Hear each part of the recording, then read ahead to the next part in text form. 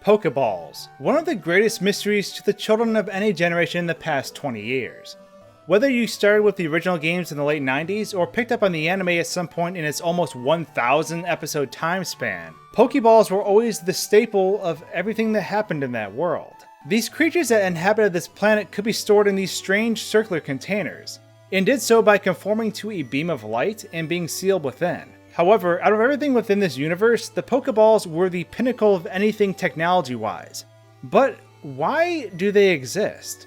When were they created? Now, while the games in the anime operate on separate timelines in terms of the lore of Pokemon, both of them still provide information that can help us understand the idea behind Pokeballs. It's known that Pokeballs have existed for hundreds of years, and in some cases up to 20,000 years, as depicted by the giant stone Pokeball in the anime. These Pokeballs of the past had different forms though, and didn't look like the modern Pokeballs of today. The iconic dual-tone Pokeballs that we know and love seem to have stemmed from around 300 years or so ago, at the time of episode 95 of the anime. In this episode, we're able to see that modern Pokeballs existed in this time period, as the captain who once sailed on the sunken ship used them to store Ghastly and Haunter. One of the most notable sources for the modern manufactured Pokeballs comes from Kurt in the Johto region. Upon bringing Kurt apricorns, he will carve out the inside and create Pokeballs out of them. However, the mystery to all of this is the special device that is placed inside. The fruit only makes the shell of the Pokeball, whereas the true power of the Pokeball is derived from the device held within it. Kurt isn't the only one to create these Pokeballs either, as many corporations scattered about the Pokemon world mass produce these balls for the public to buy. However, every instance of the Pokeballs, whether from the corporations or even the local sources, dance around the idea of what truly powers the Pokeball, the device inside it. It's obvious that these individuals have to know how to make the device, as it seems to be mass-produced. Either Kurt himself knows how to make the device, or perhaps he has a connection with a corporation that has discovered how to replicate the technology. However, we have to remember that this device in the Pokeball has existed for many generations, upwards to even 20,000 years, and more than likely beyond that. So even if the civilizations of the past, such as Poke-Atlantis or Pokemopolis, were able to utilize Pokeball capturing devices, it is very unlikely that they were capable of creating this technology themselves. Otherwise, I'd imagine they'd probably try to reverse engineer the process to learn as much as they could about the technology to apply to their own era. The technology is very, very advanced, and even dabbles on the side of magic. Besides storing a Pokemon into a space it normally wouldn't fit into, Pokeballs can also change size when activated. And beyond that, Pokeballs can mark a Pokemon so that others cannot capture it. We can see this in the anime later on when Pokemon are released, as they glow before being set free.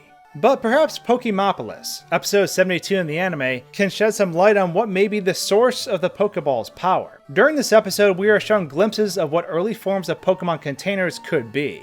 We have a dark artifact, another one that is unlocked with a spoon, and then a bell. All three of these objects hold giant Pokemon.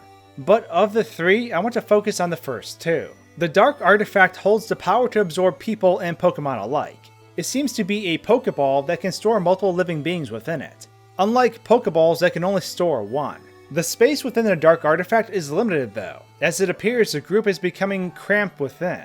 This device is suspended in the air within Gengar, as the ghost Pokemon treks across the land. On the other side of the spectrum, we have Alakazam. Alakazam's relic is different because it requires a spoon to unlock it, and while Gengar's object consumes, Alakazam's has the ability to create. And what it creates is truly out of this world. It appears to grow coral-like rocks that have blue rune-like swirls all over their surface. The animation of these rocks appearing is sort of similar to something being expelled out of a Pokeball, and manifesting. But these rocks really got my brain going. The Pokeballs need some sort of catalyst to power the otherworldly ability they hold, and whatever this is had to be archaic in a technology sense. The technology simply didn't exist during the time, or at least it seems like it couldn't have, if these things were produced over thousands and thousands of years while the rest of the world slowly advanced to the modern age. Sure, technological milestones did occur, like the ultimate weapon from the later generations of the games that was built 3,000 years in the past.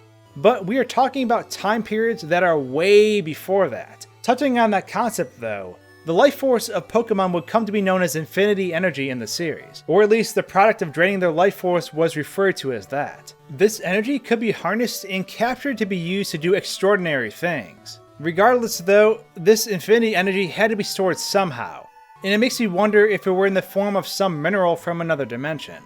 A mineral we may have received a glimpse of back in episode 72. Could this rock that bled over into this dimension be used to store energy? We don't know if the rocks faded from the area after the fight in episode 72 subsided, or if we simply weren't shown their locations again. But if there was one thing that could be utilized across future generations to create pokeballs, an abnormal mineral makes sense. The device that powers the pokeball could simply be a crystal or rock from another dimension that is placed inside, and this wouldn't conflict with the old methods used to create the pokeballs, aka creating them from rocks or from carved fruits.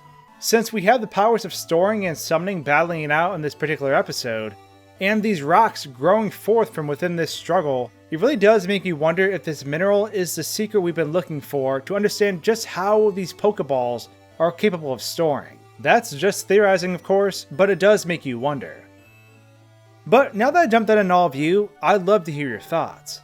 Do you think the power behind the Pokeballs is sourced from some otherworldly mineral?